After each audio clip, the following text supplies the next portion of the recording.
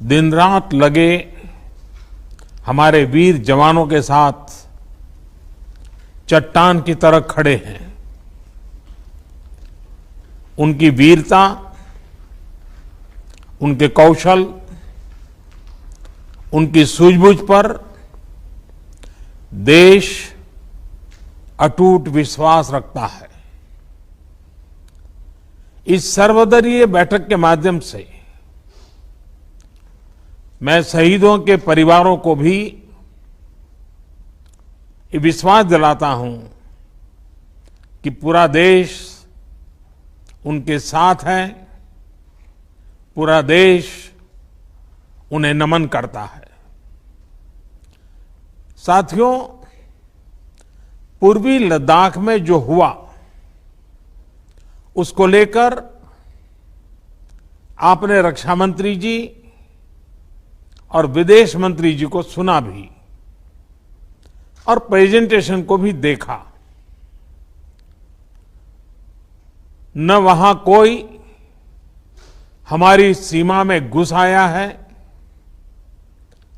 न ही कोई घुसा हुआ है,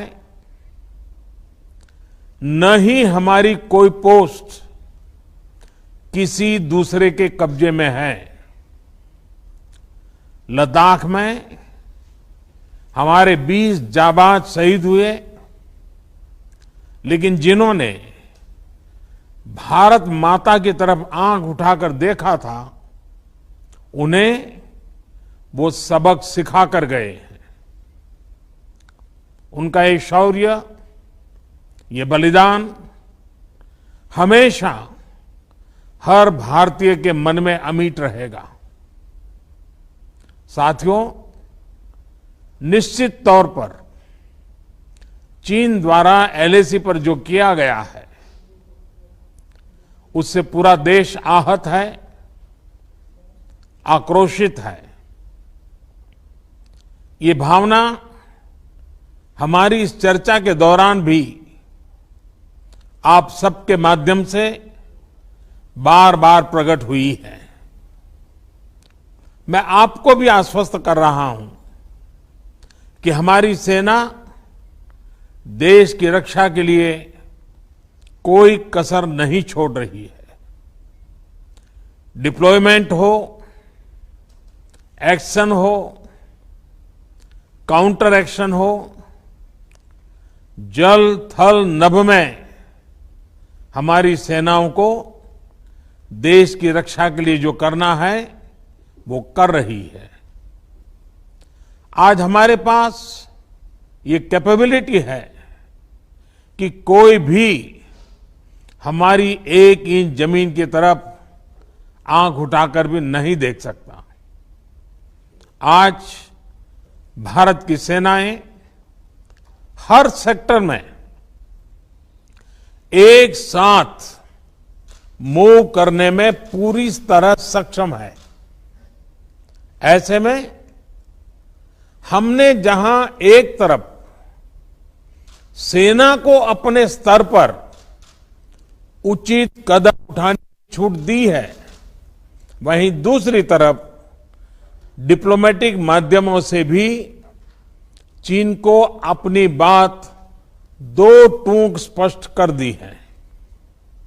भारत पीस और फ्रेंडशिप चाहता है, लेकिन अपनी सॉवरेनिटी की रक्षा हमारे लिए सर्वोपरि है और आप सबने भी इसी भाव को प्रकट किया है।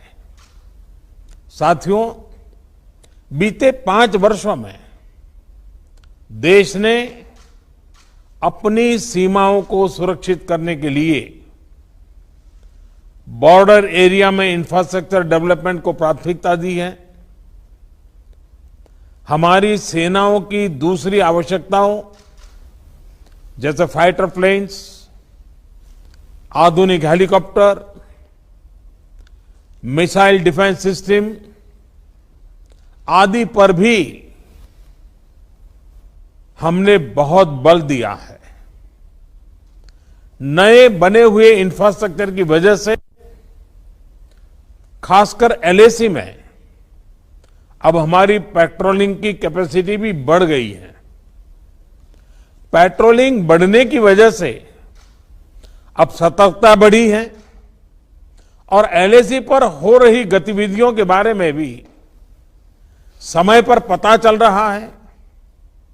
जिन क्षेत्रों पर पहले बहुत नजर नहीं रहती थी, अब वहां भी हमारे जवान अच्छी तरह से मॉनिटर कर पा रहे हैं, रिस्पॉन्ड भी कर पा रहे हैं। अब तक जिनको कोई पूछता नहीं था, कोई रोकता टोकता नहीं था, अब हमारे जवान डगर डगर पर उन्हें रोकते हैं, उन्हें टोकते हैं। बेहतर हो रहे इंफ्रास्ट्रक्चर से एक मदद ये भी मिली है कि हमारे जवान जो उस कठिन परिस्थिति में वहां तैनात रहते हैं, उन्हें साजो सामान पहुंचाने में आसानी हुई है। साथियों, राष्ट्रहित, देशवासियों का हित हमेशा हम सभी की सर्वोच्च प्राथमिकता रही है। चाहे ट्रेड हो, कनेक्टिविटी हो, काउंटर टेररिज्म हो, भारत ने कभी किसी बाहरी दबाव को स्वीकार नहीं किया है। राष्ट्रीय सुरक्षा के लिए जो भी जरूरी कार्य है, जो भी जरूरी इंफ्रास्ट्रक्चर का निर्माण है, उसे इसी तरह तेज गति से आगे भी किया जाता रहेगा। मैं आप सभी को, सभी राजनीतिक दलों को फिर से आश्वस्त करता हूं कि हमारी सेनाएं सीमाओं की रक्षा करने में पूरी तरह सक्षम है। हमने उन्हें यथोचित कार्रवाई के लिए पूरी छूट दी हुई है। आप सभी ने इस बैठक के लिए अपना समय दिया, अपने मूल्यवान सुझाव दिए। इसके लिए मैं सभी दलों का, आप सभी नेतृत्वगण का हृदय से बहुत बहुत आभार व्यक्त करता हूं और आपके सुझाव आगे की रणनीति में बहुत लाभकर्ता होंगे, ये मुझे पूरा विश्वास है।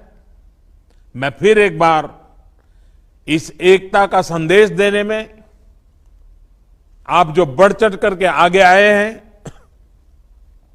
वे सेना का मोरल तो बढ़ाएगा, देश के लोगों की हिम्मत बढ़ाएगा, लेकिन दुनिया को भी जो संदेश जाना चाहिए वो पहुंचेगा।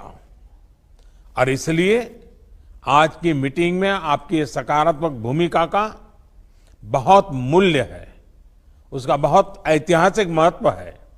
और इसलिए भी आप सभी अभिनंदन के अधिकारी हैं। मैं फिर एक बार आप सबका धन्यवाद करता हूं। नमस्कार।